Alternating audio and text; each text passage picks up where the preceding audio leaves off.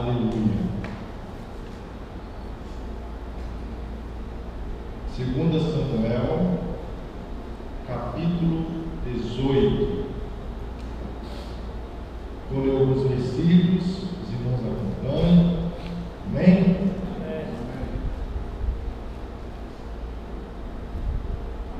Diz assim a palavra do Senhor: a morte de Absalão. O rei Davi, junto com todos os soldados, dividiu em grupos de 1000 e em grupos de 100 e colocou oficiais para comandá-los.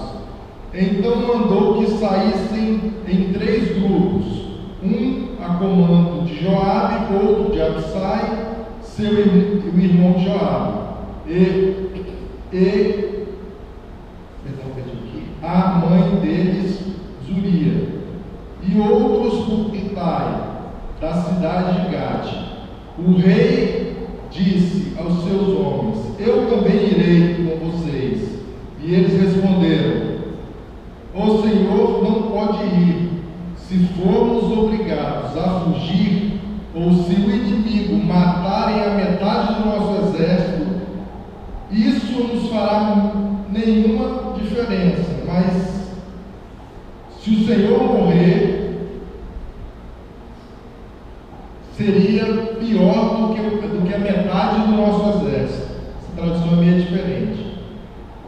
Eu farei com que vocês acharem melhor, respondeu o rei. Então ficou um do lado do portão, enquanto os seus soldados saíam. Eu vou ler só essa parte, esse 3 novamente, porque ficou um pouco confuso. Amém? 3. O Senhor não deve ir. Se for obrigado a fugir, ou se o inimigo matarem a metade do nosso exército, isso não fará nenhuma diferença para eles. Mas o Senhor vale por 10.000 de nós. Será melhor o que o Senhor fique aqui na cidade e nos mande socorro. Amém? Só até aqui. Amados, pensa você que quando não pega esse microfone aqui, eu não fico nervoso não, viu? Fico nervoso também, porque aqui eu falo da palavra do Senhor. Às vezes a gente vai pregando, né? Mas eu fico nervoso também. Então você vê eu ficar pegando na calça assim, ó, né? Segurando, algumas coisinhas que eles percebem. Amados, diz a palavra do Senhor que Davi, ele ia combater contra o exército do seu filho, Absalão. E ali Absalão se levantou para tomar o reino do pai e combater contra os soldados do pai, soldado contra soldado. E diz a palavra de Deus que houve essa indagação da parte dos soldados de Davi, falando para ele: meu Senhor não vai não. Porque Davi não era daqueles reis que não iam na batalha. Davi ia junto. E ele ficava na frente da batalha. E o exército dele falou: Senhor, melhor o Senhor ficar. Porque se a gente perder 10.000, ainda seria melhor do que nós perdermos ao Senhor. Porque o Senhor poderia ainda mandar reforço para a gente. E diz a palavra do Senhor que Davi ficou. Mas antes de ficar, ele falou: ajam com brandura com meu filho Absalão, por amor de mim. Olha só.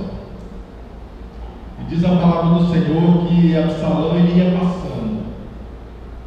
E a palavra de Deus diz que só de ouro na cabeça de Absalão, eu não sei quantas gramas de ouro que tinha, mas era muito pesado. Ele tinha um cabelo gigantesco. A Bíblia diz que ele se sobressaía a todos no ombro, assim como era Saul, né? Ele era um homem de grande estatura. E ele foi passando debaixo de uma árvore e ficou preso pelo cabelo, no meio da batalha. E ali ele ficou preso. E veio Joabe e o matou. E aí tinha que dar a notícia para o rei. E o rei havia pedido para eles agirem com misericórdia com Absalão por amor a ele. Olha só. Às vezes a mensagem pode não ser boa, mas ela tem que ser dita. Às vezes essa palavra aqui ela pode não ser doce, mas ela tem que ser anunciada. Às vezes não é uma bênção que tem que ser falada, mas ela tem que ser proclamada, independente do gosto que seja. E diz a palavra de Deus que naquela época havia Aimás, filho de Zadok. Aimás era como se fosse o Usain Bolt hoje, para você ter uma noção da fama. E ele era um portador de boas mensagens. Quando a mensagem era boa, era Aimás que entregava. Você está me entendendo, né? Quando a mensagem era boa, quem entregava era Aimás, filho de Zadok, filho do sacerdote. E diz a palavra de Deus que Aimás pediu para levar essa mensagem. E ele foi aconselhado: não vai não. O filho do rei é morto. E você não vai ter recompensa nenhuma. O rei vai ficar triste. Não vai dessa vez não. Eu vou pegar aqui um estrangeiro, um homem que não é conhecido, ninguém nunca ouviu falar. Ele leva essa mensagem. E assim foi feito. Saiu um coxita, um estrangeiro, um etíope, algumas tradições. A Bíblia nem fala o nome dele. E para pregar a palavra de Deus, ninguém precisa saber nem seu nome, meu irmão. Isso não é importante. O importante é a palavra de Deus dita na sua essência, com toda verdade, conforme está escrito aqui. E diz a palavra do Senhor que o etíope saiu e foi. Só que Aimás ainda continuou no ouvido do povo, pedindo para entregar a mensagem. Rapaz, fica aí, não vai não. Ainda não deixa eu correr para entregar a mensagem para o rei. Antigamente não tinha correio, era dessa forma que era feito. E aí ele saiu, mesmo assim, muito tempo depois, para dar a mensagem para o rei. Então dois saíram para dar a mensagem para o rei: o etíope e logo atrás Aimás, um corredor elegante. Ele tinha um passo, ele era conhecido pela forma de correr elegante. E o etíope, eu acho que às vezes não conseguia nem correr direito, né? Desengonçado, quem sabe, mas ele foi. E diz a palavra de Deus que mesmo saindo depois, Aimás, filho de Zadok, no meio do caminho pegou um atalho. Nunca pegue atalho na sua vida, viu? Nunca pegue atalho na sua vida. Mesmo que o caminho seja difícil, passe por ele. Você vai ter aprendizado ali. E Aimás pegou o atalho e o estrangeiro, o coxita, o desconhecido continuou no caminho certo para entregar a mensagem para o rei. E diz a palavra de Deus que o sentinela olhou de longe e viu: vem um lá, vem um mensageiro. E o caminhar dele parece o caminhar de Aimás, filho de Zadok. Rei, acho que a notícia é boa. É um mensageiro de mensagem boa. Quando tem coisa boa para ser entregue a Aimás que vem, aí opa, né? Vamos esperar ele chegar. E ele veio. Quando ele chegou, ele veio, se prostrou na frente do rei, fez aquela cerimônia que é feita ao rei. E o rei apressadamente: e meu filho Absalão? E meu filho Absalão? Aí Aimás faz assim: o rei, eles falavam, o rei vive eternamente, né? Rei, eu vi uma grande confusão. Uma grande confusão. E o exército entrou em batalha com o outro. E logo eu saí para te dar a informação. Ou seja, meia verdade, né? Ele sabia que Absalão estava morto. Mas ele falou, eu vi uma grande confusão e aí eu saí para te dar a informação. Logo depois chega o estrangeiro, não era filho de sacerdote, às vezes não sabia falar, mas ele tinha uma coisa, e você vai ouvir o porquê. Ele se chegou, a sentinela viu de longe, abriu o portão, ele se prostrou na frente do rei, e o rei perguntou, e meu filho Absalão?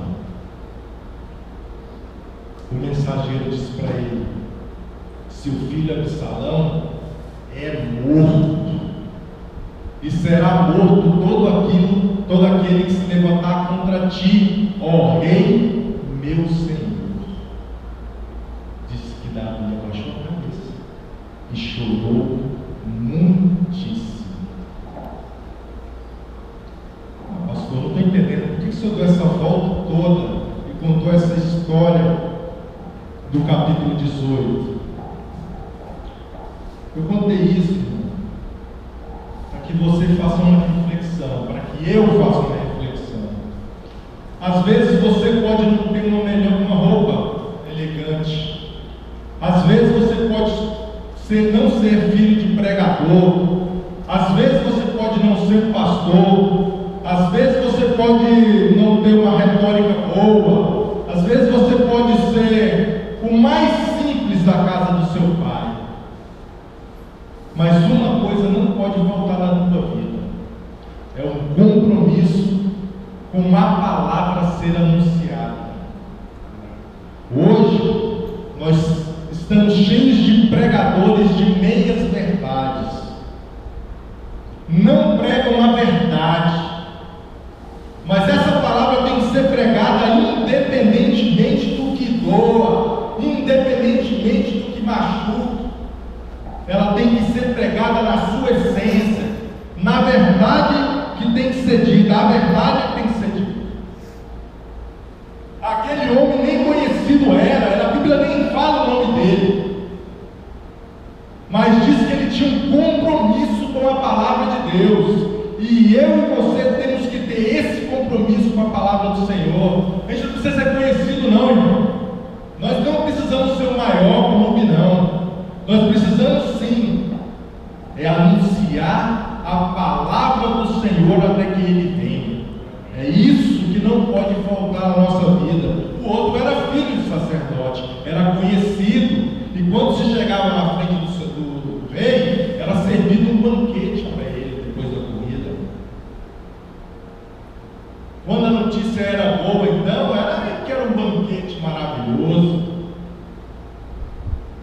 Quando a notícia era ruim, ele meio era colocado de lado, e não era chamado mais, né? Não era chamado novamente para dar notícia, porque ele era um portador de notícia ruim.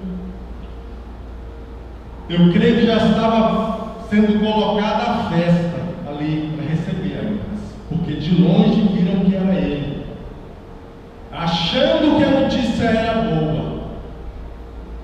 Mas muitas vezes, na minha e na sua vida, pode não ser, irmão, uma notícia boa, mas tenha compromisso com a palavra de Deus. Tenha compromisso com essa verdade. Essa verdade, ela cura, liberta e transforma. Cura, liberta e transforma. E ela está ainda curando, libertando e transformando até hoje. Aleluia. Nós estamos na última hora. Eu não sei qual mensagem que você tem anunciado, ou qual o tipo de mensagem que você tem ouvido. Mas se ela não tem a verdade, passa a ter esse compromisso, independentemente de que doa, independentemente de que você não tenha recompensa.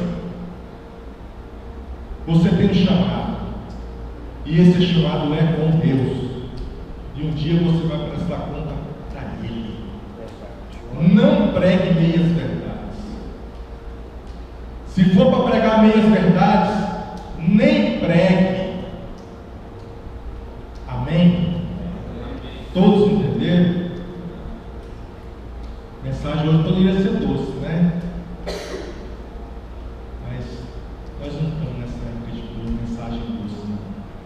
É de conserto mesmo, para a minha e para a tua vida. Em nome de Jesus eu agradeço. Amém. Amém?